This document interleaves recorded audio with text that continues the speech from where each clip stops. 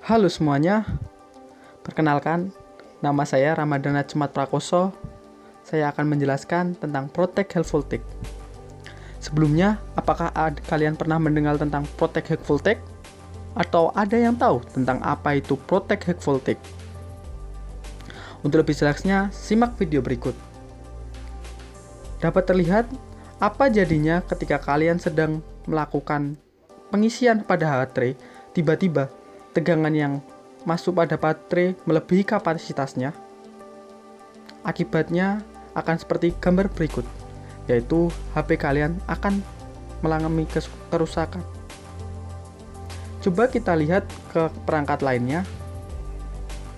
Jika kalian sedang menonton TV, tiba-tiba tegangan yang masuk pada TV melebihi dari kapasitas TV tersebut, maka TV tersebut juga akan mengalami kerusakan seperti gambar berikut. Nah, kenapa sih komponen peralatan elektronika kita jarang mengalami kerusakan seperti berikut? Dan bagaimana sih kita melakukan pencegahan agar tidak terjadi kerusakan akibat kapasitas? Simak rangkaian berikut ini. Sebenarnya rangkaian ini adalah rangkaian sederhana, yaitu tentang Protect Health Voltage dengan memanfaatkan Protect Divider atau pembagi tegangan yang masuk.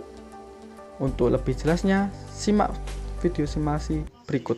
High voltage atau proteksi tegangan tinggi, di mana rangkaian ini memiliki komponen sebagai berikut.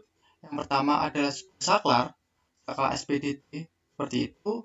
Selanjutnya terdapat potentiometer yang berfungsi untuk mengatur nilai hambatan sesuai dengan tegangan yang kita inginkan dari sumber tegangan yang masuk.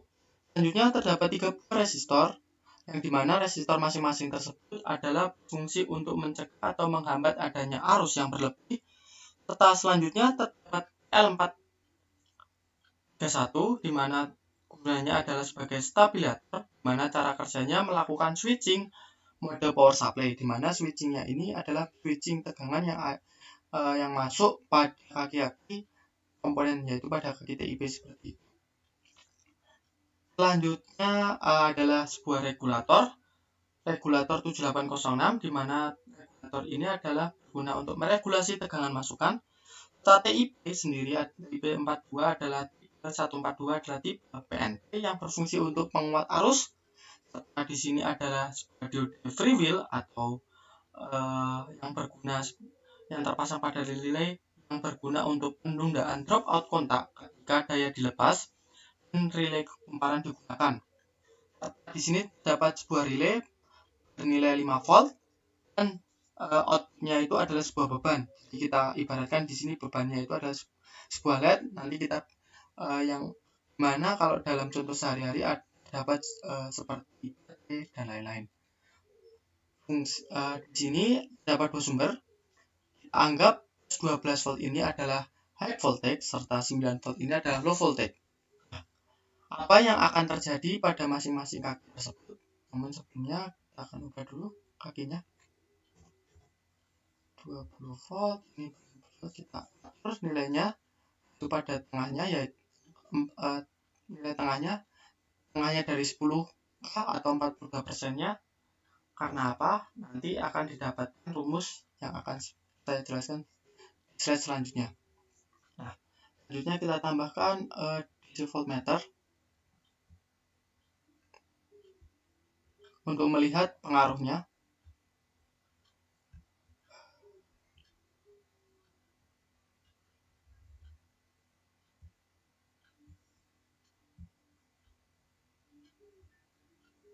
Nah, ketika tegangannya itu 12 volt, maka regulator ini tidak dapat bekerja. Kenapa sih tidak dapat bekerja?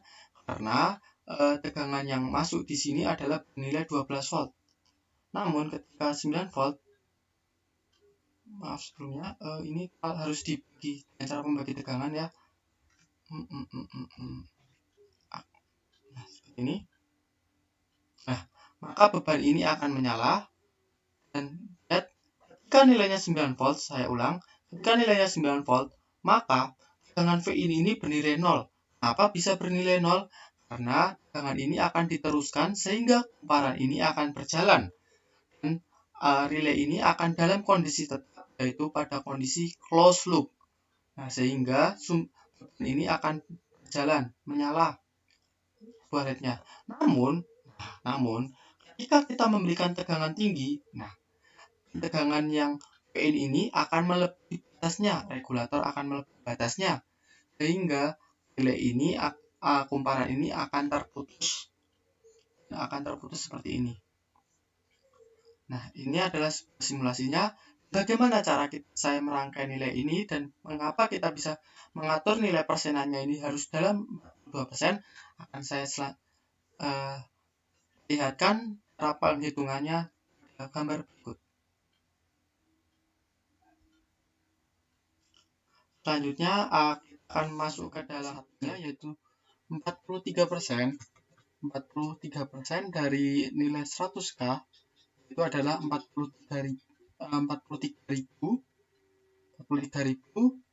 mana rumusnya yaitu ketika kita menggunakan pembagi tegangan yaitu R1 per R1 plus R2. Seperti yang kita ketahui tadi, R2-nya adalah bernilai 20K. Jadi ketika nilai tegangan inputnya itu 9 volt nanti, maka dirumuskan 43K dikali 9 volt per 43K plus 20K sama dengan 5,3.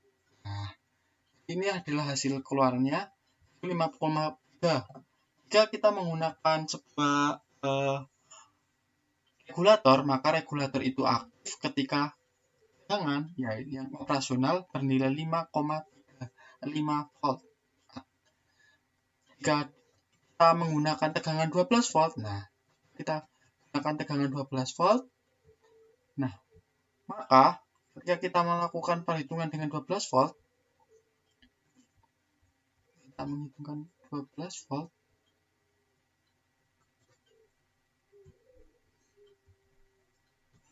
di sini adalah 12. 43K dikali 12 per 43K plus 20K yaitu bernilai 8,1.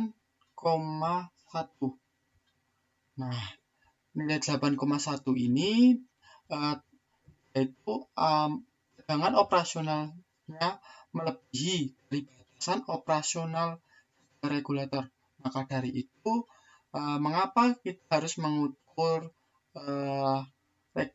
potensiometer tersebut pada nilai 43% adalah pengaruhnya, yaitu karena nilai keluarannya akan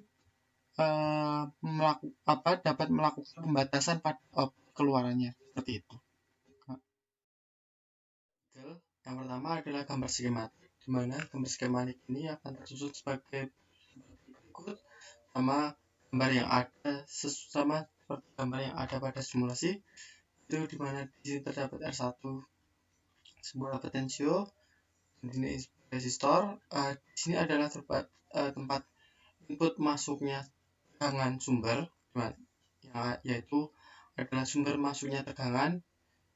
Selanjutnya di sini terdapat switch, resistor 6, resistor 5, serta sebuah TIP, serta regulator 7806, dan dioda 1N446, dan buah relay serta lem ini sebagai indikator jika relay aktif atau tidaknya. Dan di sini adalah output. Ini ada outputnya, ini adalah yang masuk ke alat komponen kita, yaitu berupa tegangan VCC serta ground. Jadi ini adalah gambar skematiknya yang kita buat. Saya ulangi lagi. Selanjutnya masuk ke boardnya. Boardnya adalah gambarnya sebagai berikut. Kita atur panjang dan lebarnya seperti itu. Ini adalah yang pertama adalah sebagai input tegangannya yang kita gunakan, dan kedua adalah sebagai output tegangannya, dan kita atur demikian rupa agar presisi, dan hasilnya adalah seperti ini. Selanjutnya adalah masuk ke bagian fusion 360-nya.